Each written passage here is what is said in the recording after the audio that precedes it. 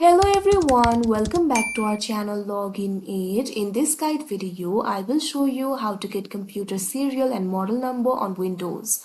So first of all, what you have to do is simply click on the search icon that you can see at the taskbar. Now over here, what you have to do is type in CMD. Now you'll be able to find the result for command prompt over here. Simply click on it. Now you can see over here command prompt will be opened. Now in order to get the serial number, what you have to do is type in WMIC space BIOS get serial number. If you're having problem catching up, you can simply pause the video. Now after you enter this command, what you have to do is press enter.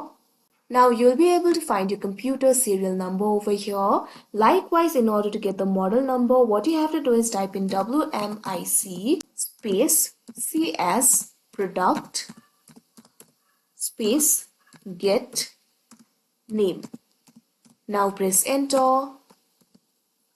Now you'll be able to find your model number over here. So like this, you'll be able to get the serial number and model number of your computer. So that is how you get computer serial and model numbers on Windows. I hope you found this video helpful. Thank you for watching. Make sure to like, share and subscribe to our channel.